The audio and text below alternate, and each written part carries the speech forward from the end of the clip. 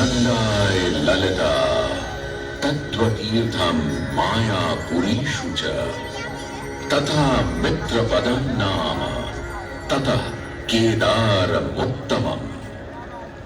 आस्था, श्रद्धा एवं सबसे प्राचीन सभ्यता का साक्षी है यह वाराणसी शहर।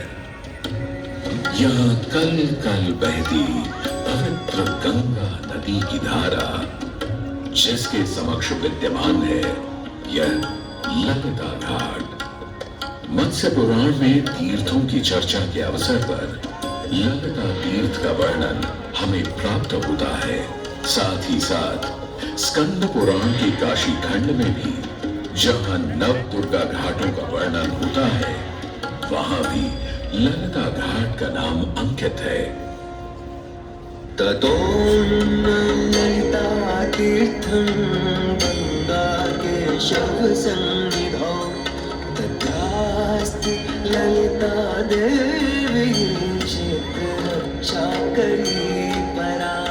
साच पूजा प्रयत्नेन सर्वसम्पत् समृद्धये ललिता पूजकानां च जातु विघ्नो न जायते। कृष्ण द्वितीयायां ललितां परिपूज्य वै नारी वा पुरुषो वापि लभते वाञ्छितं पदं।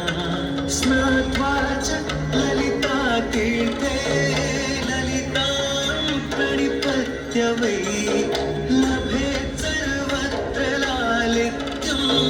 यद्वा तद्वानुलप्य च लभेत् सर्वत्र लालित्यं। यद्वा तद्वानुलप्य च। गंगा नदी के तट पर स्थित है ललिता तीर्थ, जहां क्षेत्र रक्षा करने वाली दुर्गा रूपी ललिता गौरी का निवास है, जिनकी सभी श्रद्धालु सर्व प्रकार संपत्ति लाभार्थ पूजा अर्चना करते हैं। इस घाट की सबसे विशेष बात यह है कि यहाँ शिव के साथ शक्ति के दर्शन भी श्रद्धालुओं को मिलते हैं। घाट के ऊपर गली में मां दुर्गा को समर्पित देवी ललिता का मंदिर विद्यमान है। साथ ही साथ यहाँ काष्ठ एवं ईंट से बना राज राजेश्वर मंदिर भी स्थापित है। भगवान शिव को समर्पित काशी में यह मंदिर नेपाल के पशुपति मंदिर का प्रतीक रूप है। वर्तमान में सुशोभित यह ललिता घाट पूर्व में 3 भागों में विभक्त था।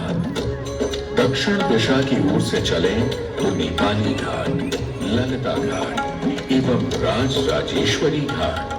इनका उल्लेख सन 1930 में मोती चंद्र जी ने किया।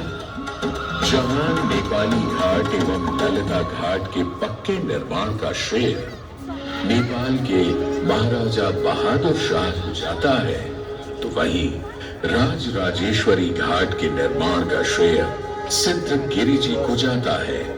कालांतर में नेपाली एवं राज राजेश्वरी घाट ललिता घाट में ही समाहित हो गए। ऐसी मान्यता है कि अश्विन मास की कृष्णा तृतीया के दिन ललिता तीर्थ में स्नान देवी के दर्शन करने से श्रद्धालुओं की सभी मनोकामनाएं पूर्ण होती हैं।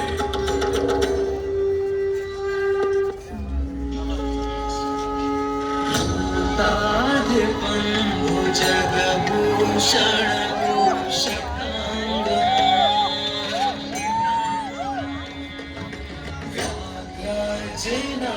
व्याघ्राजिनाम्बरधरं जटिलं त्रिनेत्रं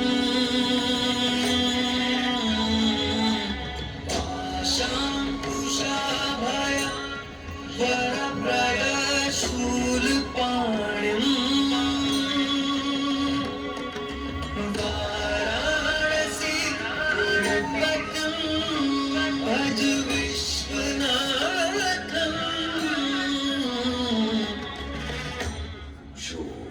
सभी जीवों के स्वामी हैं, जो सर्पों को आभूषण के रूप में धारण करते हैं, जो बाघ की खाल को सुशोभित करते हैं। सूर्य, चंद्रमा और अग्नि उनके 3 नेत्र हैं तथा वो जटाधारी हैं, पाश, अंकुश और त्रिशूलधारी हैं। वे अपने सभी भक्तों को आशीर्वाद देकर उन्हें भय से सुरक्षा प्रदान करते हैं। ब्रह्मांड के स्वामी एवं वाराणसी के भगवान श्री विश्वनाथ जी वंदना करते हैं। मैं आदि नगरी काशी हूं, वही काशी जो स्वयं भगवान शिव के त्रिशूल पर विद्यमान है। सृष्टि के प्रारंभ में महादेव ने जब पृथ्वी पर अपनी दृष्टि डाली तो उन्हें एक भाग चमकता हुआ प्रतीत हुआ। उसी भाग को भगवान शिव ने काशी का नाम दिया।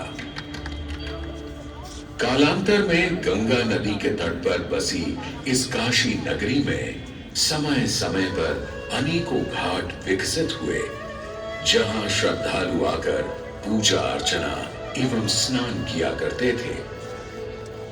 माना तो यह भी जाता है कि यह नगरी एक बहुत सुंदर वन से ढकी हुई थी, जहां पीपल, आम, बरगद, शीशम आदि के वृक्ष हुआ करते थे, जिनकी छाया में बैठ ऋषि मुनि, साधु संत आनंद से तपस्या किया करते थे। इसलिए इस जगह का उल्लेख आनंद वन के नाम से भी किया गया है। जितनी पुरानी काशी नगरी है, उतना ही पुराना यहाँ का काशी विश्वनाथ मंदिर भी है। भगवान शिव को विश्वेश्वर, विश्वनाथ आदि नामों से भी संबोधित किया जाता है, जिनका अर्थ है संपूर्ण विश्व के स्वामी। किंवदंतियों की माने तो सृष्टि के आदि में जब भगवान शिव एवं मां पार्वती पृथ्वी का भ्रमण कर रहे थे, उन्हें यह स्थान बहुत प्रिय लगा। तब मां पार्वती को यहाँ कुछ समय रुकने की इच्छा हुई, तो भगवान शिव अपने लिंग रूप में यहीं स्थापित हो गए। तभी से 12 ज्योतिर्लिंगों में इस मंदिर को विश्वेश्वर मंदिर के नाम से भी जाना जाने लगा, जहां भगवान शिव और माता पार्वती सदैव वास करते हैं। सदियों से इस पवित्र नगरी ने अनेक ऋषि मुनियों, तपस्वियों, धर्म गुरुओं आदि को अपनी ओर आकर्षित किया है। आदि शंकराचार्य एवं मंडन मिश्र ने इसी मंदिर के प्रांगण में बहुत समय व्यतीत किया। समय बदला, दौर बदला, भारत के स्वर्णिम काल पर विदेशी आक्रांताओं की नजर पड़ी, जिसे वे लूटने एवं सनातन संस्कृति को नष्ट करने के उद्देश्य से यहाँ आए। जब प्रथम बार गौरी ने आक्रमण किया, तब पृथ्वीराज चौहान ने उसे बुरी तरह पराजित किया था। अंत में उसने क्षमा मांगी और वचन दिया कि ऐसी गलती दोबारा कभी नहीं होगी। अतः पृथ्वीराज चौहान ने उसे छोड़ दिया। संभवतः यह एक दुर्भाग्यपूर्ण निर्णय था, क्योंकि अंततः गौरी ने पृथ्वीराज चौहान को धोखे से हराया। तत्पश्चात उनके साथ बहुत बुरा व्यवहार किया तथा उनकी दोनों आंखें भी निकाल दी। पृथ्वीराज की मृत्यु के उपरांत हिंदुओं का मनोबल कमजोर पड़ गया, जिसके परिणाम स्वरूप आतताइयों ने अन्य मंदिरों के साथ साथ विश्वनाथ मंदिर को भी क्षति पहुंचाई।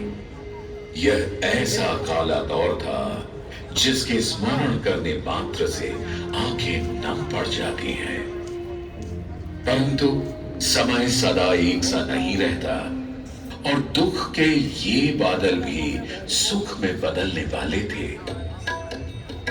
एक धार्मिक सम्मेलन में राजा टोडरमल की भेंट नारायण भट्ट से हुई। नारायण भट्ट एक बहुत धनी व्यक्ति थे। दोनों ही धार्मिक इंसान थे और नित्य प्रति भगवान की पूजा अर्चना करना अपना परम कर्तव्य समझते थे। दोनों ने काशी विश्वनाथ के इस पावन मंदिर का जीर्णोद्धार करवाया और वीरान पड़े खंडहरों में एक नई जान डाल दी। 16वीं सदी में संत तुलसीदास ने यहाँ रामचरितमानस की चौपाइयों को पढ़ा था तथा संत एकनाथ ने भी यहीं पर वारकरी संप्रदाय का महान ग्रंथ श्री एकनाथी भागवत लिखकर पूरा किया था। लगभग 17वीं शताब्दी के मध्य में मराठा शासक मल्हार राव होलकर ने काशी विश्वनाथ मंदिर के पुनर्निर्माण की योजना बनाई। ये कार्य वे तो नहीं कर पाए, परंतु उनकी पुत्र वधू अहिल्याबाई होलकर जी ने इसे सन 1776 से 1778 के बीच पूरा किया। वर्तमान काशी विश्वनाथ मंदिर निर्माण का श्रेय अहिल्याबाई होलकर जी को ही जाता है। इनके अलावा महाराजा रणजीत सिंह ने 1000 किलो शुद्ध सोने से निर्मित छत्र को इस मंदिर पर लगवाया। जहां ग्वालियर की महारानी बैजाबाई ने ज्ञानवापी का मंडप बनवाया, तो वहीं नेपाल के महाराजा ने यहां नंदी की प्रतिमा स्थापित करवाई। सनातन संस्कृति को सुरक्षित रखने के लिए जिससे जो बन सका उसने वैसा किया और वर्तमान में भी यह क्रम देखने को मिल रहा है। सन 2022 में भारत के प्रधानमंत्री नरेंद्र मोदी ने काशी विश्वनाथ मंदिर का जीर्णोद्धार एवं सौंदर्यीकरण करवा इसके स्वर्णिम काल को फिर से एक बार जीवंत करने का प्रयास किया।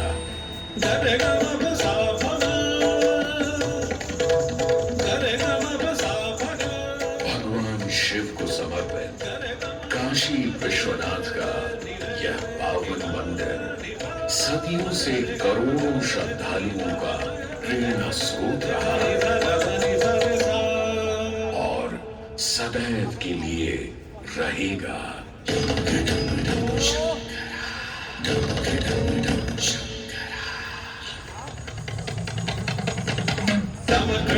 डम डमरू बाजे भोलेनाथ महेश्वरा, डमक डम डम डमरू बाजे भोलेनाथ महेश्वरा।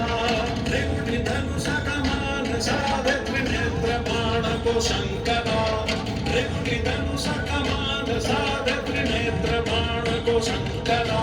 शंकरा हे शंकरा हे शंकरा, वाराणसी के हो बसैया हो पिता गजराज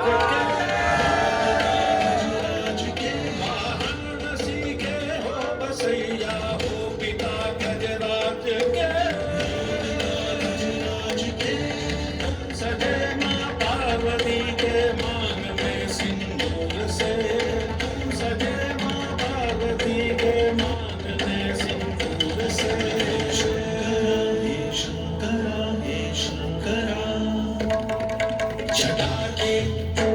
लपेटे गंगा के समय वासते,